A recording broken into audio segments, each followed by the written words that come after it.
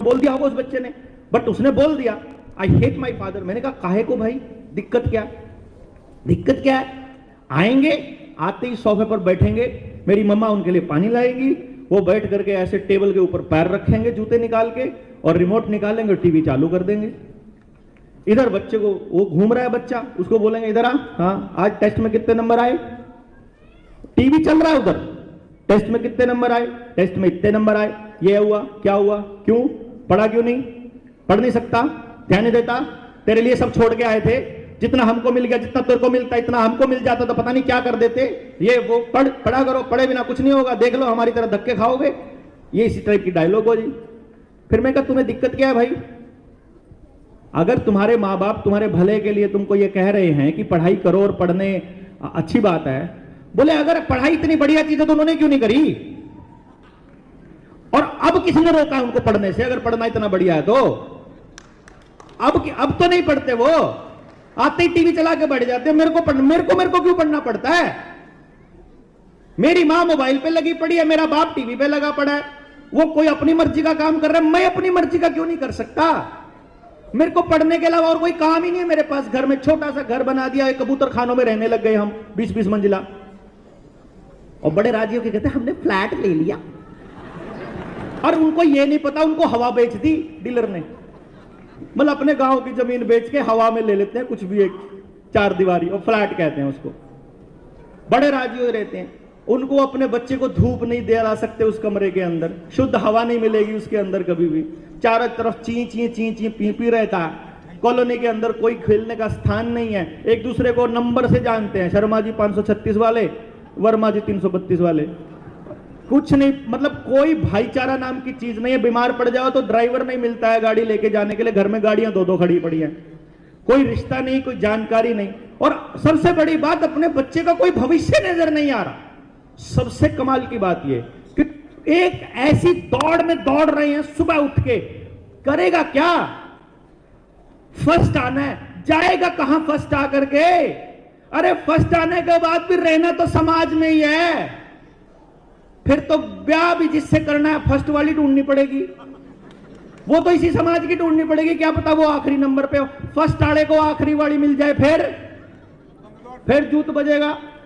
अरे ये सामाजिक असमानता में कब तक जिएंगे हम? हमको ये समझना पड़ेगा भाई, इस समाज के अंदर हमको हर तरह के बच्चों की जरूरत है, हर तरह का काम करने वाले लोगों की जरूरत है, हर तरह की जरूरतों को पूरा करने वाले लोगों की जरूरत है, बशर्ते कि हम ये समझे तो सही हमारे बच्चे को क्या काम करके मौज आएगी। मौज, जो मैंने अपने बच्चे को बोला था ना कि बेटा तुझे मौज करनी है, वो बोला मेरे को कैसे पता चलेगा? वो मिठाई वाला एग्जाम्पल देने के बाद मैंने उसे एक लाइन बोली थी, मैंने कहा देख अभी एक काम कर, देख संघर्ष कर, नहीं समझ में आएगा छोड़ दे, अगला नहीं कहेगा छोड़ दे, अगला नहीं आएगा छोड़ दे। मेरे पास 60-60 साल के आदमी आते हैं अपनी काउंसलिंग करवाने के लिए, और आकर के क्या लाइन बोलते हैं, मैं बोलता हूं अब क्या दिक्कत है, रिटायरमेंट ले ली, अब तो बोले रिटायरमेंट ले ली, जीपीएफ आ गया, पैसा आ गया, ग्रेजुटी आ गई, उस पैसे से प्रॉपर्टी डीलिंग करी थी, खूब पैसा कमा लिया, बिजनेस कमा लिया, खूब रुपया हो गया, रुपए की कोई दिक्कत नहीं है, पूरा एम्पायर खड़ा है, नौकर चाकर काम करते हैं, पर जिंदगी में आनंद नहीं है, कोई मजा नहीं है। एक 7,000 करोड़ का मालिक आता है, 5,000 करोड़ का था मेरे ख्याल से, आके बोलता है बेटा 9th क्लास में पढ़ता है, पिस्टल लेके आया कट्टा। मैंने बोला फिर? बोला जेब में सफेद पुड़िया भी मिली। मैं कहा फिर क्या दिक्कत, सुधारो इसको, जो मर्जी ले लो डॉक्टर साहब, जो मर्जी ले लो। देखो क्या ले लूं, क्या दे सकते हो, तुम्हारी क्या औकात है, क्या औकात है तुम्हारी? यहां गिड़गिड़ा रहे हो ना, 5,000 करोड़ को सिर पे धर करके अपने बच्चे को समझा, देख लो ना, इस पैसे से आप अपनी औलाद खरीद सकते हो क्या? इसका स्वास्थ्य खरीद सकते हो, इसकी नीयत खरीद सकते हो? No, no way at all. नाम नहीं बताऊंगा क्योंकि अगर मैंने कुछ बोल दिया बात मेरी दूर तक जाती है, लोग सुनते हैं। एक ऐसा आदमी नरेंद्र मोदी का राइट हैंड अपने आप को बोलता, पैसा अथाह, जिसके पास कोई कमी नहीं, वो और उसकी पत्नी आकर के मेरे पास रो रहे हैं, मुझे क्या बोलते हैं, 3 महीने हो गए मेरे बच्चे ने मां को मां कहे, इकलौता बेटा है, एम्पायर हजारों करोड़ का है, बात नहीं करता है, घर में आता है, अपने कमरे में घुस जाता है, गुरमे में घुसा रहता है, सुबह उठता है, माँ के हाथ की रोटी नहीं खाता है, बाप से बात नहीं करता है, 2 रिश्ते टूट चुके हैं, अब जिंदगी जीने का कोई मन नहीं है। अभी उसका फोन आया था कि शादी है डॉक्टर साहब, आ जाना बेटे की। वो बैठ करके मेरे साथ गले लग के रोया कि कैसे करते हो आप, कैसे? कुछ नहीं करना होता, आपके बच्चे को केवल समझना मात्र है भाई। उस बच्चे को यह महसूस होना, बच्चा छोड़िए यार, किसी को भी, सामने वाला, सामने कोई भी है, जिस दिन उसको यह महसूस हो जाएगा कि ये तुम्हें समझता है, उसी दिन परमानेंट बॉन्ड बन जाएगा, उसी दिन। हां, अगर समझाने पे लगे रहोगे फिर कभी बॉन्ड नहीं बनेगा। इसलिए हम बच्चों से टूट चुके हैं, बच्चे हमसे टूट चुके हैं क्योंकि हम समझा रहे हैं। कब से समझा रहे हैं? देखो ना, कब से समझा रहे हैं। मैं 45 साल का हो गया यार, मेरे घर वाले मुझे आज तक समझा रहे हैं, अब मेरे को कभी समझ में नहीं आया। और आपको आया हो तो बता दो, किसी का आया हो तो बता दो, किसी को अपनी पत्नी की बात आई हो, किसी को अपने बच्चे की बात आई हो, किसी को अपने पति की आई हो, किसी को किसी की भी बात समझ में आई हो, आज तक बता दो। किसी को नहीं आई भाई, नहीं आने वाली भी नहीं है। उसका रीजन है क्योंकि सामने वाला वहां से नहीं देख रहा जहां आप बैठे हो। मैं यहां खड़ा हूं, मुझे आप सब दिखाई दे रहे हो, वो जो पीछे वाले इनको सिर्फ टाट दिखाई दे रही है, इनकी मतलब सिर दिखाई दे रहा है, उनको चेहरा दिखाई नहीं दे रहा। इधर वालों को ये एंगल दिखाई दे रहा है, इधर वालों को ये, उधर वालों को ये, सबको अलग एंगल दिखाई दे रहा है। सब अलग अलग जगह बैठे हैं, सब बच्चे अलग पैदा किए हैं, सबको अलग टैलेंट दिया है, सब अलग तरह से सोचते हैं। तो आपकी तरह वो क्यों सोचे? वाई? तुम उसकी ओरिजिनलिटी को बचा करके क्यों नहीं रख सकते यार? एक माँ बाप होने के नाते इतना भी नहीं कर सकते कि अपने बच्चे के लिए कि वो कोशिश करो कि जिसमें उसकी ओरिजिनलिटी बची रहे, उसको अपने जैसा काहे को बनाने को लगे हो। भगवान ने क्या पता कितना बड़ा दिमाग दे करके भेजा हो, परमात्मा ने कितना बड़ा काम करने के लिए भेजा हो, अपनी तरह गधा बनाने पे क्यों तुले उसको? इतना क्यों नहीं समझते हम? इतनी सी बात समझनी है खाली, उसका जो ट्रू पोटेंशियल है वो निकलने दो।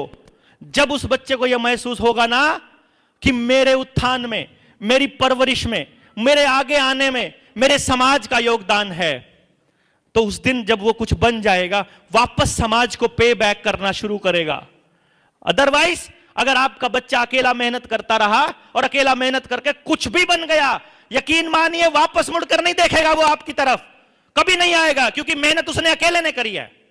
और अगर मां बाप ने मेहनत कर करके उस बच्चे को कहीं तक पहुंचा भी दिया, तो भी वो बच्चा समाज के किसी काम का नहीं। इसीलिए आपके गांव से निकला हुआ कोई डीसी, कोई डॉक्टर, कोई एसडीएम, कोई पटवारी, सब हरामखोर बने हुए हैं। एक भी आदमी समाज के लिए काम नहीं कर रहा, क्योंकि किसी भी बच्चे को समाज ने तैयार नहीं किया। उन बच्चों को तैयार करने की जिम्मेदारी मां बाप की अपनी उठाए बैठे, अपने अपनी टोकरी अपनी लिए घूम रहे हैं कि मैं अपने बच्चे को ये बना दूं, मैं अपने बच्चे को ये बना दूं। आखिर में पता चलता वो कुछ बना ही नहीं। अरे एक बार अपनी जिंदगी का कैलकुलेशन करके तो देख लो, हासिल क्या किया और जो खोया उसके बदले में ठीक है क्या? जो सेहत खोई, जो परिवार खोया, जो समाज खोया, जो भाईचारा खोया, जो अपराध कमाए, वो सही थे क्या? वो कीमत सही है क्या इतने के बदले में? अगर वो कीमत नहीं है ना, तो भाई एक बार रुक जाओ, एक बार तय कर लो ठीक रास्ते पे हो कि गलत पे हो। और अगर गलत पे हो और अंदर से मानते हो कि गलत पे हो, तो एक बार बैठ के सोच लो सही रास्ता कौन सा है। सही रास्ता, वो सही रास्ता एक ही है, बस आपका एक ही काम है।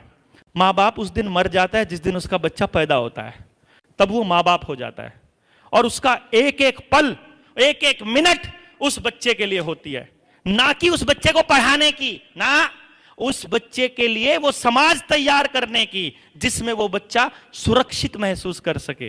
वो कुछ भी काम ना कर रहा हो तो भी उसको रोटी, कम से कम वो भूखा ना मरे, तो उसको रास्ते पे चलते हुए इतना डर ना हो कि उसे कोई उठा ले जाएगा, उसको कोई मार देगा। ऐसे समाज के निर्माण करने का काम हमारा है एज अ पेरेंट, और उस काम को करने की शुरुआत करने वाले लोग यहां से आगे हमारे साथ चलेंगे। जिनको लगता है हम गलत रास्ते पर हैं, अपनी राम राम भाई, समझे नहीं बात? जो इस रास्ते पर चलेंगे उस रास्ते पे आपको जो करना पड़ेगा, शिक्षा, स्वास्थ्य, न्याय, राजनीति, खेती, धर्म, जिस पर जैसे बात करनी पड़ेगी। फर्क सिर्फ एक ही है, हम लड़ाई लड़ेंगे अपने बच्चे के सच की, और सच की लड़ाई में एक ही नियम है, वो किसी का भी नुकसान नहीं कर सकता, किसी का भी। मेरे बच्चे का फायदा अगर किसी भी बच्चे का नुकसान करके हो रहा है, वो झूठ है, वो चोरी है, वो गलत है, वो अधर्म है। अगर हमको धर्म के रास्ते पर चलना है तो उसका एक रास्ता है, किसी भी आदमी के लिए अंदर में नफरत नहीं हो सकती, किसी भी आदमी को पीछे छोड़ने का विचार नहीं हो सकता, क्योंकि हम केवल तब जीतेंगे जब हम सब जीतेंगे।